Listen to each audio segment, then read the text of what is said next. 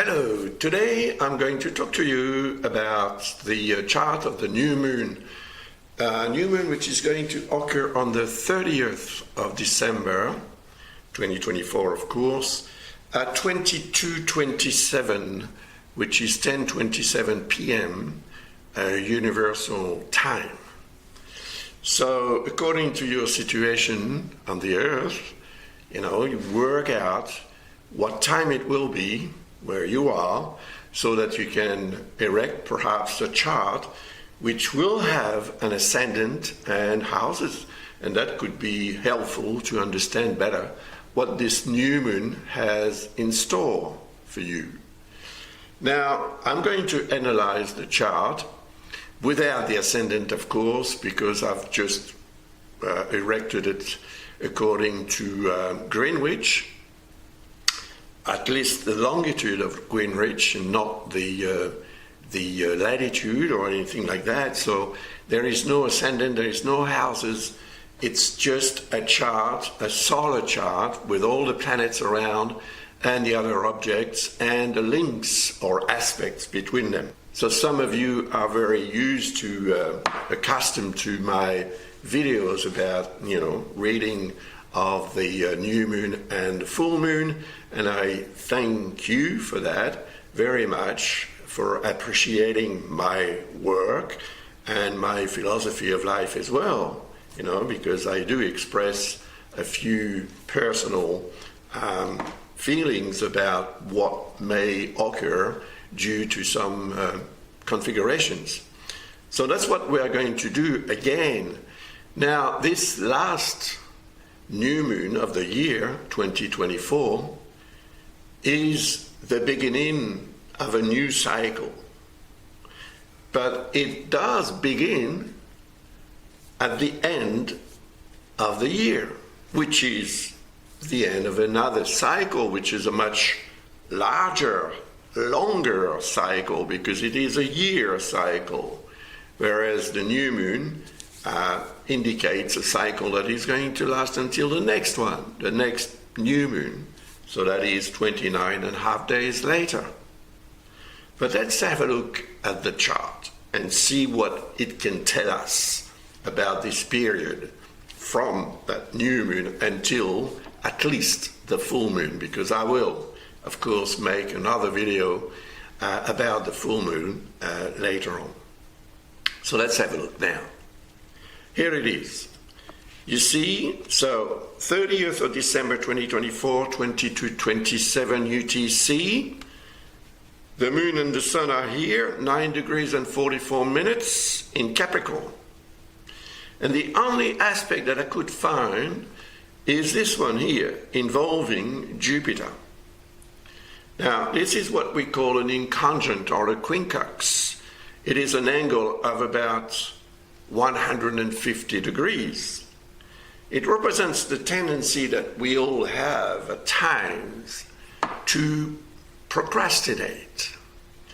That is, to wait before we do what we've decided to do, or what is or has become necessary to do. So it is the tendency to postpone and to think or say, well, I'll have a look at it tomorrow. I'll take care of it tomorrow. So this inconjunct is calling on us, because Jupiter is a beneficial planet, usually. It's not all the time, actually. It depends on the aspects and so on. But it does indicate that there is something very important to deal with.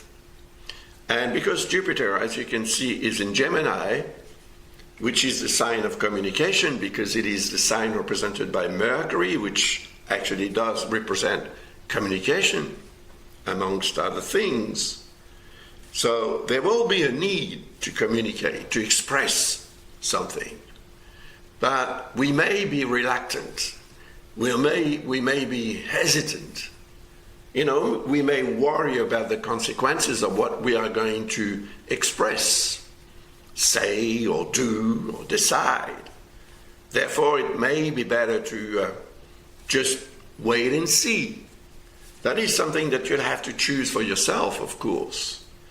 But because the conjunction Sun-Moon occurs in Capricorn, and because Capricorn is Saturn's sign, as you know, Saturn is in Pisces here, in Neptune's sign. And Neptune is in Pisces, so it is in its own sign. Therefore, Neptune would be the planet that may resolve the problem, if there is a problem, inherent to this conjunction Sun-Moon in conjunct or quincunx with Jupiter. That could create hesitation. We don't know what to do. We can feel that it could be very beneficial because Jupiter is, usually seen as a beneficial planet, although it's not always the case. So growth, which is represented by Jupiter, success as well, and anything to do with the idea of wanting, to obtain the best in life, that is represented by Jupiter. But when there is an inconjunct, it means that there is something that we are not sure about, which could make us quite hesitant. But hesitation could save our life, whereas it could also cost our life. So it is something that we need to decide individually according to the situation in which we are and according to the importance that we give to this situation, naturally. But Neptune represents our feeling, sixth sense, which is very useful, naturally. But at times, Neptune could also represent a tendency that we have to believe something that is not the reflection of reality, which is not true. But we cannot decide because we are not sure. And Neptune represents the tendency that we all have at times also to be influenced by other people and by our own needs.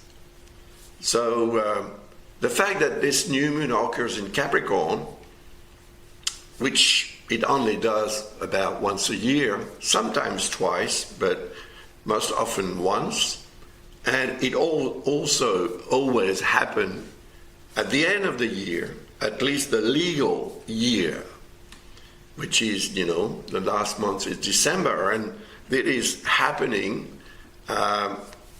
almost, I could say, on the last day of the year 2024. So, ending a year means also to think about what we've done all year round, what we've achieved, and what is left to do, and what we can organize in order to begin 2025 in a positive manner, to obtain the best out of what we have. And that may be our dream, and dreams are represented by Neptune. But because Neptune is not far from Saturn, as you can see, they're both in Pisces here, it means that we need to be very rational about what we dream of obtaining from life. And being rational may help us actually deal with the uncertainty of the situation in which we could find ourselves. So this conjunction Sun-Moon in Capricorn signals the new year. It happens on the 30th of December. So the 31st is the last day of the year, and the 1st of January is, of course, the first day of the next year, the following year. And it's interesting because the new moon represents a new beginning. But because it is happening in the last day, more or less, virtually, of the year, it is symbolically linked to the end of something. So it is ending something and beginning something else, What is it that you are going to end, to stop doing, or to get out of? Could be a relationship, could be a job, could be anything, of course in accordance with your life. But it means something globally, symbolically. It means that as much as the year is ending, there is also something that must be started, that must begin. And that is perhaps good resolution for 2025. Because if that's the case, we can organize on that very last day of the year 2024, we can organize, and perhaps obtain the best results in 2025. Now, the next planet I want to talk to you about is Pluto, because the moon is progressing, transiting around the zodiac, and it's going to reach Pluto on the 1st of January at 12:45, and that is, of course, Greenwich Mean Time, 12:45, midday. So Pluto in Aquarius, as you can see, is opposite Mars. And there is here what we call a square, which is known as a discordance with Vesta. But there is a very nice link here, a very nice aspect, which is what we call a sextile with the north lunar node. And there is kind of a positive aspect as well, but it is what we call a false or hidden aspect with Neptune. It is another sextile. And there is a trine here with the south lunar node. So that's very important. First of all, Pluto represents our ability to regenerate. So, to transit from one situation to another, from one feeling to another, and from one state to another. Across is Mars. So the opposition with Mars is going to be something to really consider as a potential threat to our well-being.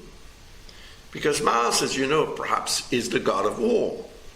So symbolically, it represents our ability and other people's ability as well to become quite aggressive, either to defend oneself or to attack. And Mars represents speed, and very often it represents a tendency to act too quickly, to react too quickly, too harshly, too aggressively as well. And aggressiveness will probably cause destruction in some way, in your life, in mine, if I'm not careful. It could be an accident, it could be an argument with someone you love or not. It could become, a threat to your well-being. So on that day, 1st of January, which is an important day because it's always the day when we celebrate the new year, that new year could be tinted with a sort of fear of what could happen. And because Mars represents impulsiveness, and because it is in Leo, which is the sun's sign, the sun is in Capricorn, of course, on that day. And the conjunction with the moon will have signaled the beginning of a new cycle, moon cycle, which is going to last until the moon joins again with the sun 29 and a half days later, which will happen, of course, in Aquarius. And I will make a video about that as well. So we need to be very careful on that 1st of January to avoid impulsiveness reacting, too quickly, too harshly, too aggressively. Yeah. And making the wrong move could create a situation in which we could find ourselves quite threatened by whatever happens. Because whatever happens will happen very quickly. Speed is represented by Mars. And Vesta, which is here, is in between. So Vesta could be used as the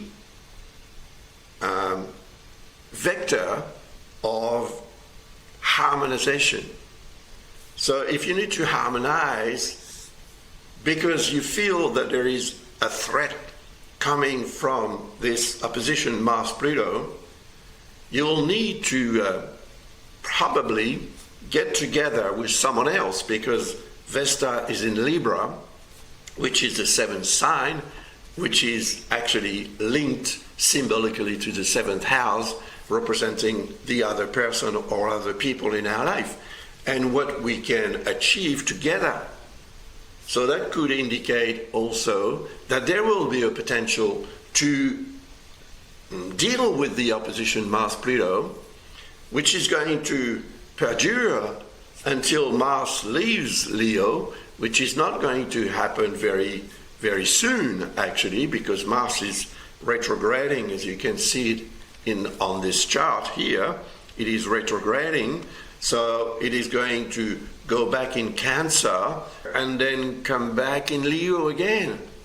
And when it does in 2025, it will transit here through Leo for a couple of months. So the energy is going to perdure.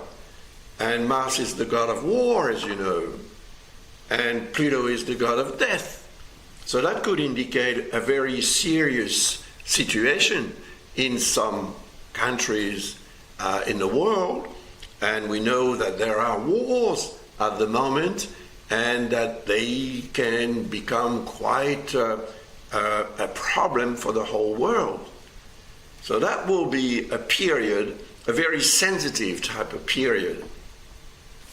Well, perhaps the north and south lunar nodes will help deal with this situation in which you may find yourself, in which the world could find itself as well.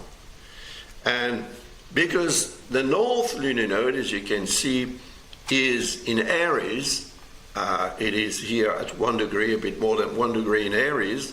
It's moving backwards into Pisces, but while it is in Aries, it is under the rulership, if I may say, of Mars, because Mars represents Aries. So Mars is in harmony with the north lunar node. And it is also in harmony with the south one. And the south one represents that which we should accept to let go of, to forget about, to leave behind. Because we've done it, we know it, and it's not a source of great satisfaction, but it is a source of knowledge, because we've learned something through what the south lunar node represents. And because it is in Libra here, which is the seventh sign, naturally and symbolically linked to the seventh house, representing our relationship with other people, it can be a very private one.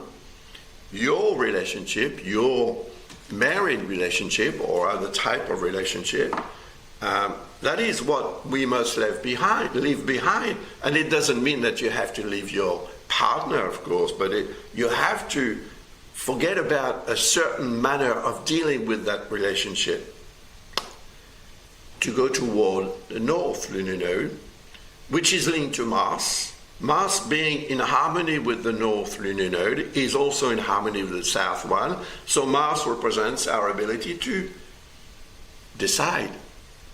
And because it is in the sun sign in Leo, and because the sun is in Capricorn, of course, the sign of Saturn, Saturn represents our ability to decide something that will last, something that will be solid and concrete.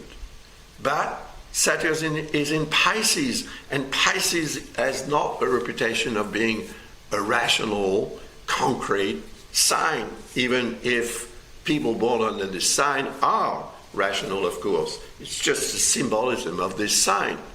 So it makes us probably more believers of what we can achieve, but does it give us the constructive energy to achieve what we believe in? That is the question that you may have to ask yourself right on that first day of the year 2025.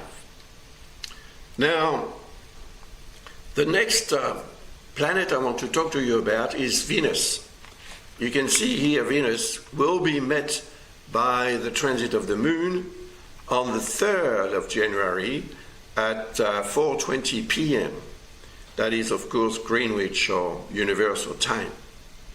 But it is going to occur here in the very first degree of Pisces, whereas Venus is here on the last degrees in Aquarius on that 30th of December. But Venus will move forward, of course, and a conjunction with the moon will occur on the 3rd of January. Now that's interesting because Venus is love, of course. It represents love, creativity, creation, procreation. All that is linked to Venus.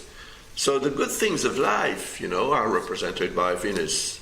And when Venus moves into Pisces, it's still going to be in harmony with Vesta, because Vesta will also move forward from Libra to Scorpio. So the trine, as we call it, is this line here. The trine is a very beneficial type of configuration. And Vesta represents harmony, balance, and well-being.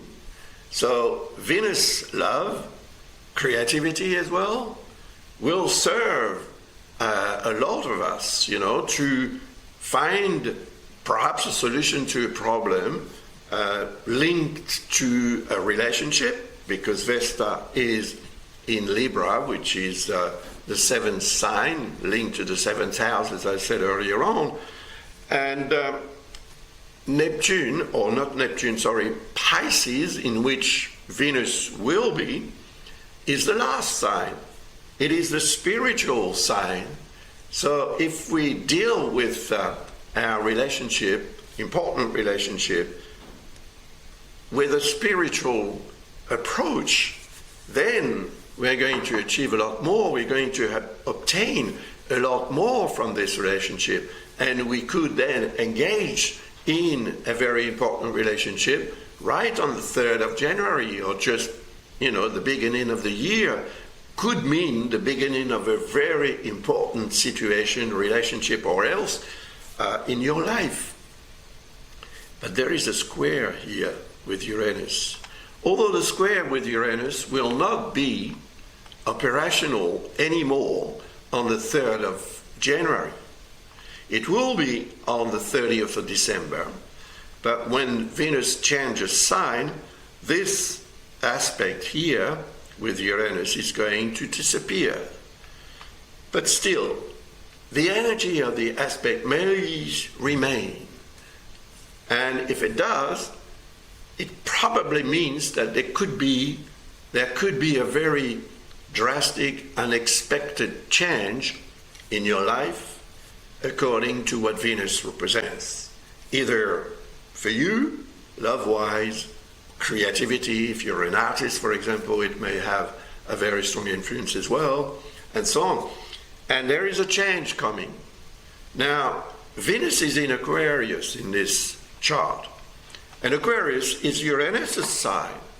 So because it is Uranus' sign, it is very, very dependent on the influence of Uranus wherever Uranus is in the chart. And we find all coincidence that Uranus is in Taurus, which is Venus' sign. So there is an exchange here of residence. You know, Venus is in Uranus's sign and Uranus is in Venus's sign. And that's going to have a very strong influence, of course. There is something that needs to change. What is it in your life? It probably has to do with love and the way you deal with that feeling of love and the way you express that feeling of love as well may need to change. And that change will produce a great satisfaction eventually. Perhaps not on the moment when you do actually decide to change, because it will require an effort from you or from the other person concerned. But the change seems to be necessary, vital to the situation, vital to the feeling, vital to the relationship or whatever Venus represents in your chart and, of course, in your life. But when Venus transits in Pisces, the aspect created is going to become, slowly but surely, a very beneficial one. It's going to change into a sextile. From a square, as we call it in astrology, there will be a sextile, which is a very beneficial aspect. So that means that from that change could emerge something very positive that will create a very positive situation in your life. It means that also perhaps you will find a way to deal with a troubling situation to make it much more comfortable and much more constructive as well, enjoyable, and so on and so forth. So that creativity represented by Venus could help as well, because if you are creative, you will be able to deal with a situation, an issue, whatever that issue is, in your personal life, in your love life, work-wise, I don't know. It depends on your chart and on your life, of course. But remember that this configuration involving Venus and Uranus requires from you to change. So what is it that you need to change? It's for you to decide. But once you change it, and once Venus transits in Pisces, then the overall tendency and feeling about the situation in which you may find yourself will gradually and quite quickly, actually, because Venus is going to transit about 3 weeks in Pisces, become quite better, more comfortable, more enjoyable, and it's worth it. I think it's worth the effort that you will make if you decide to make the effort, of course. Now, the next transit of the moon is when it reaches Saturn, and the next following day it reaches Neptune and the North Lunar Node. So, Saturn represents hardship, but not only. It does also represent our ability to obtain concrete results from the effort that we make. And that is what is requested from us, because as you can see, Saturn is in discordance with Mercury, and it's also in discordance with Jupiter. Now, Jupiter represents what we want, you know. It represents optimism, but it also represents a tendency to be quite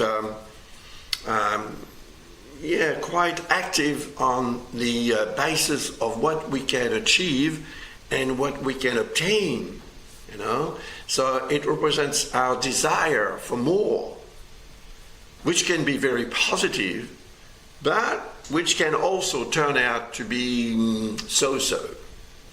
And the fact that Saturn is in discordance with Jupiter is something that is going to perdure, because both planets are quite slow, and when Jupiter changes sign to transit through Cancer, which will happen in June 2025, we may find ourselves quite in the difficulty of feeling exactly positive and systematically positive about what happens in our life and what happens in the world.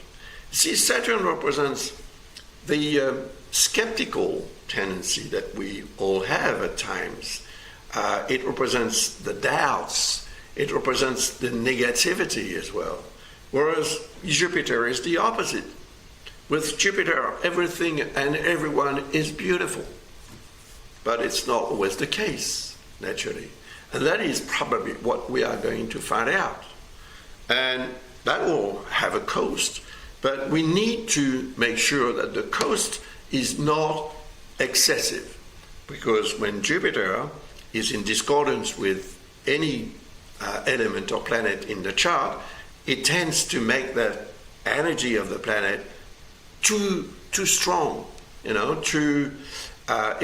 is very subjective actually, but it could be also something that happens. So Saturn represents our ability to obtain concrete results from life. Jupiter represents the exaltation and positivity that we can put into what we want to achieve in life to make sure that we achieve it.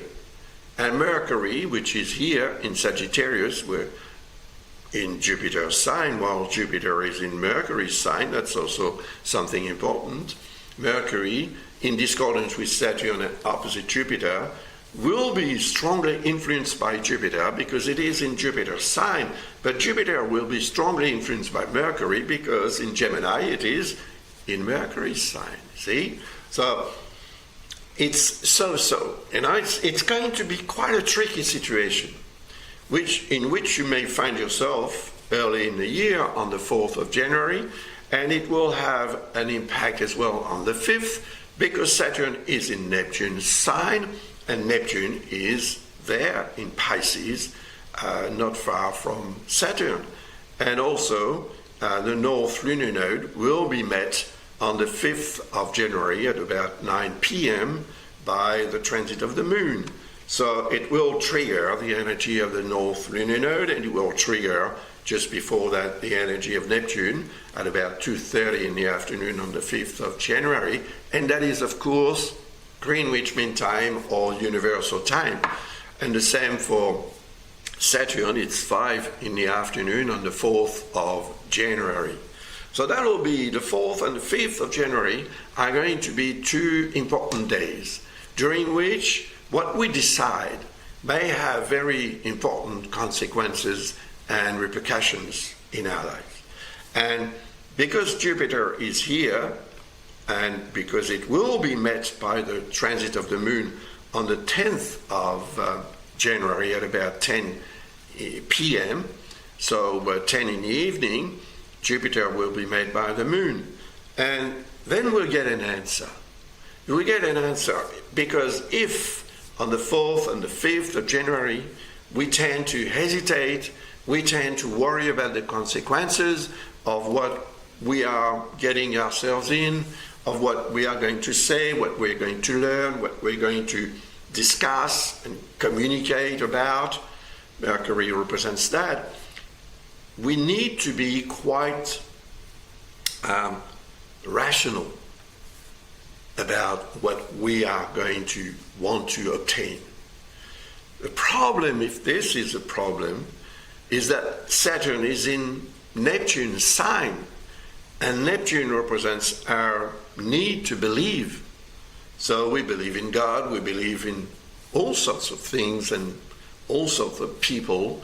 We need to believe in ourselves as well. But we doubt at times. And Saturn does represent doubt, because Saturn represents hardship. And anything that is hard is useful because it helps us grow and become better, knowledge-wise or otherwise. So keep in mind that the 4th and the 5th of January are two very important days during which what we decide will have long-lasting consequences. Saturn represents time. But when Jupiter is met by the progression, or the transit rather, of the moon on the 10th of January, we may understand and obtain concretely what we have been striving for on the 4th or the 5th of January. Now, Jupiter represents growth. So it is something that we need to grow. And even if you think that you've attained the maximum growth, that could be physically, but not morally, and perhaps not spiritually. And because Saturn and Neptune are in Pisces, which is Neptune's sign, which is the spiritual sign of the zodiac, then we need to consider things from that spiritual point of view in order to avoid making mistakes. And moral mistakes and spiritual mistakes may be or become very costly in various ways. After that, the moon is going to reach Chiron. That will be on the 7th of January at 3:30 in the morning. And Chiron, as you can see, is opposite the black moon or Lilith. Well, the opposition creates doubt. So the black moon represents what we don't know, what we don't want to know, what we don't want to see. It is the dark zone, see? And it is in Libra. Libra is the 7th sign, once again. So it's symbolically linked to the 7th house. That represents relationships. So perhaps it has something to do with a relationship. Chiron is in Aries. Aries is the first sign. So it represents the self. It's the self confronted to the other one, the other person. It may be one or more people, of course. And there will be a dark zone there. You may not be able to understand what is going on. It may have something to do with health as such, or it may have to do with health in a relationship. You know, your relationship's health. How's it going? Is it 100%? You know, ask yourself those questions, because you may have to deal with that to cure a potential illness or to stop that illness from becoming preoccupying and becoming a real problem. There is a trine with Mercury, and that's a very, very helpful aspect, because Mercury represents our ability to think, right? And to communicate, to understand, to use our brains in the best possible manner. So, Chiron in Aries indicates that we need to make sure that we are in good health. Because Aries, whatever your sign is the sign that represents the self. It is the first zodiac sign. So because it represents the self, it has to do with your own health. It could be your health as such, but it could be your life's health as well. It could be your professional health, and so on and so forth. And that is something that you need to reflect on and to cure if you feel that it is somehow not in such a good health. And Mercury will help you understand and communicate about it.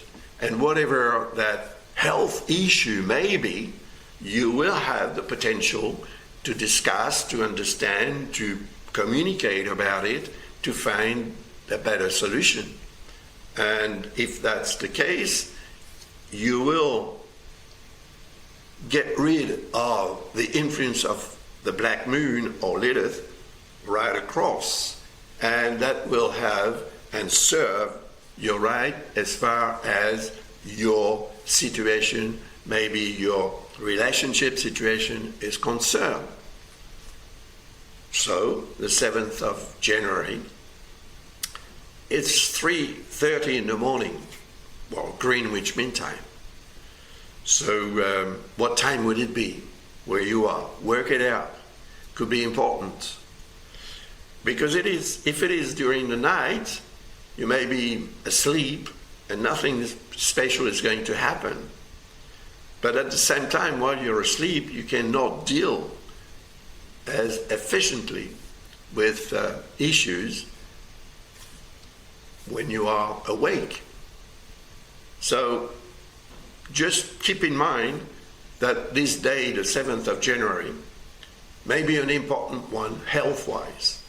Health as such, or health in some area of your life. But you will have the brains, Mercury represents that, and the intelligence to deal with it. Whether you do it or not is up to you. So then the moon is going to meet with Uranus. It will be the 9th of January at 2 in the afternoon. So you see, Uranus is in discordance with Venus, but of course on the 9th of January, Venus will have traveled through quite a fair bit of this sign here, Pisces. So the square will not be a square anymore. It could be a sextile, which is a very beneficial aspect. So that means that if on the 3rd of January or the 2nd of January, when Venus in discordance with Uranus is dealt with, so that means when you accept a change of situation, a change of manner of expressing your feelings, which are represented by Venus, then when the moon reaches Uranus on the 9th of January, it will be very easy for you to appreciate and take advantage of the change that may occur on the 3rd of January. So it's up to you, because even though Venus is going to transit in Pisces, which is the 12th sign, which is the sign that represents our connection with the spiritual dimension of life. So if you give that feeling of love a spiritual dimension, it's going to become much broader. It's going to become a source of understanding. And if you understand the person you love, or if you understand what you like in life and the love that you put into what you want to achieve in life, then on the 9th of January, you will be, you will be rewarded, for sure.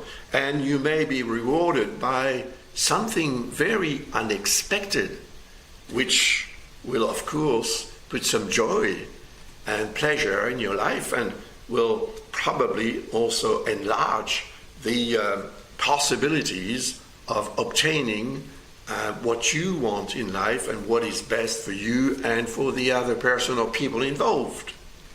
Beautiful. But there is an inconjunct here with Lilith and with Vesta. Inconjuncts or quincunxes represent a tendency to hesitate. You're not sure. We're never sure 100% of what's going to happen when we decide something or when we find ourselves in a particular situation. But we need to believe.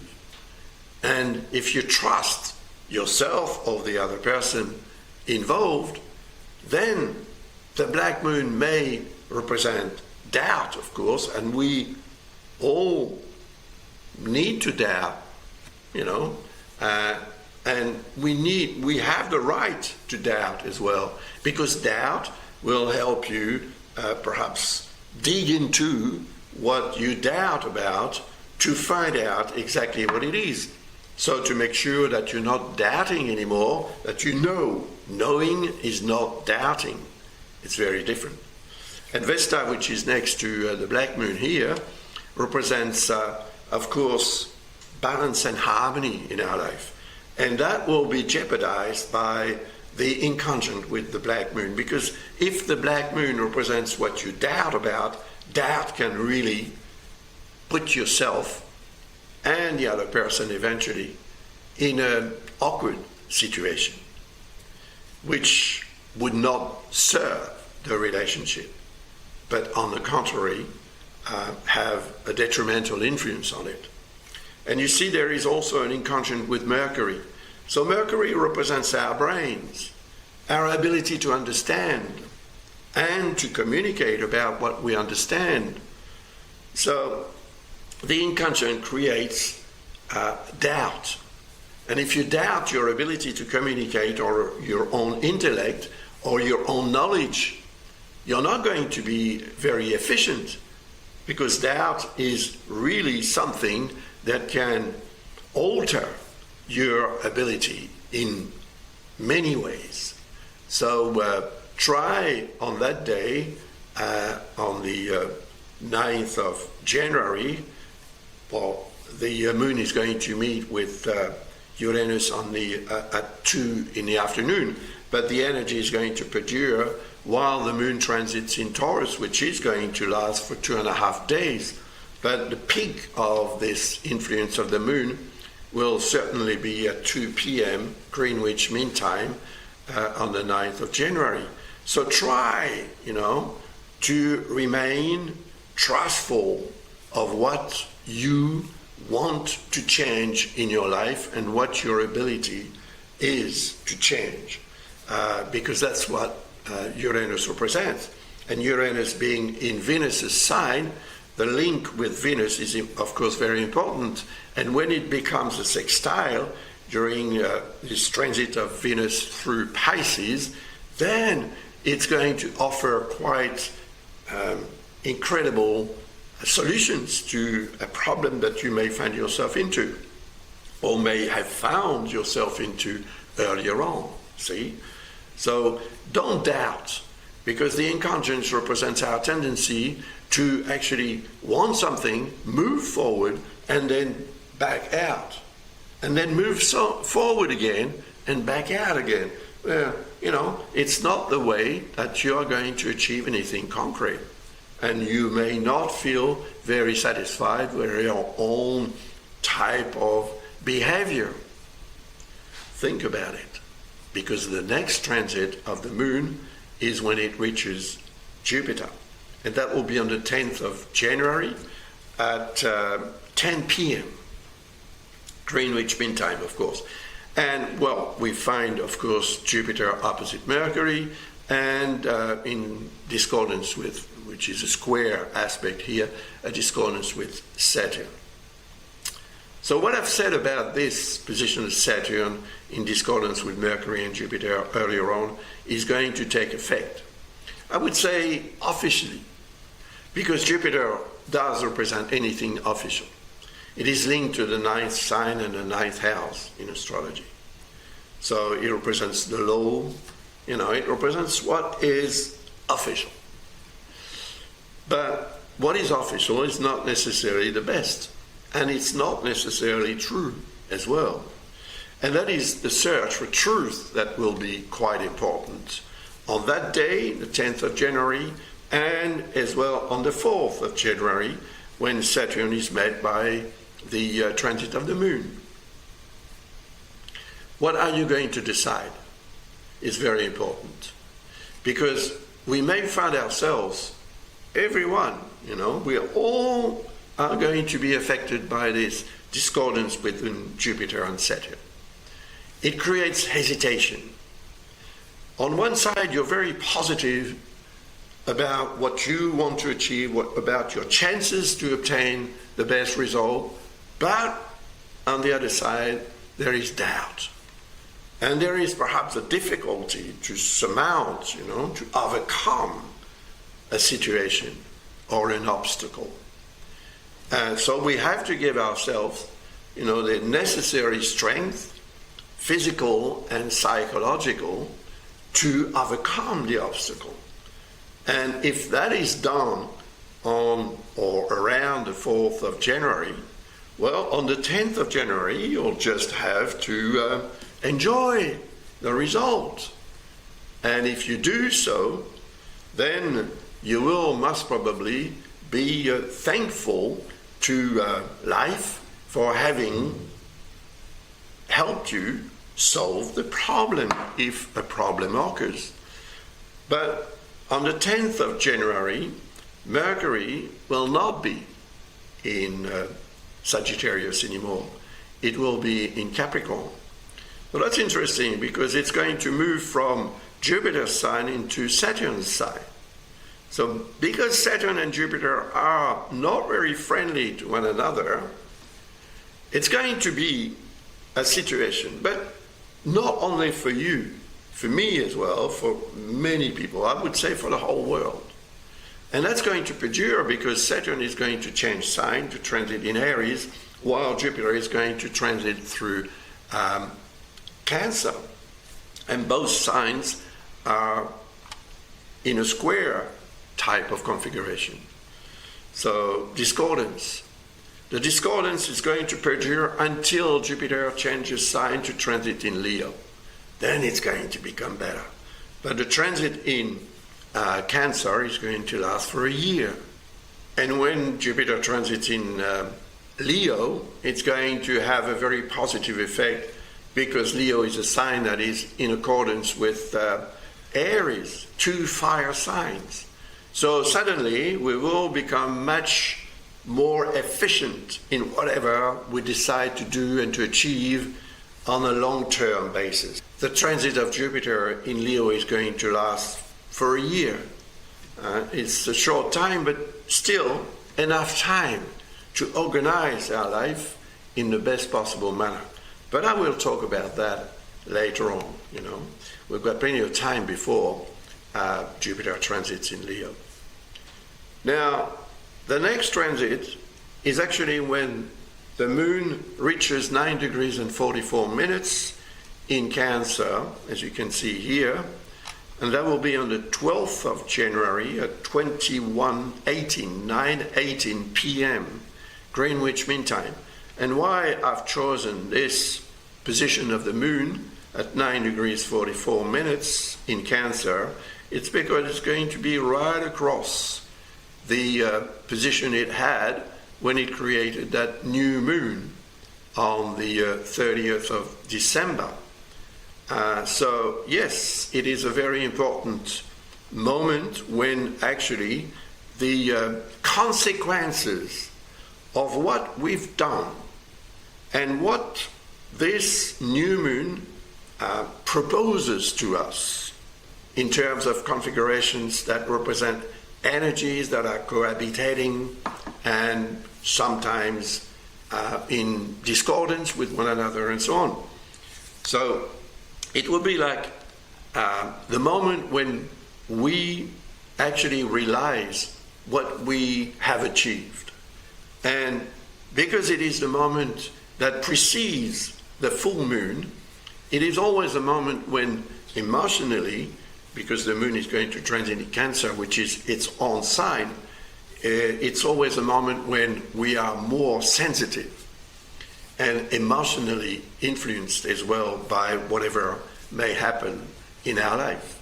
So it's very important to take that into consideration, because what we are going to be able to realize, and to accept, that means, well, since the new moon on 30th of December, or the 31st for some people, depending when you are on the planet, of course, what have I achieved, How did I deal with the situations?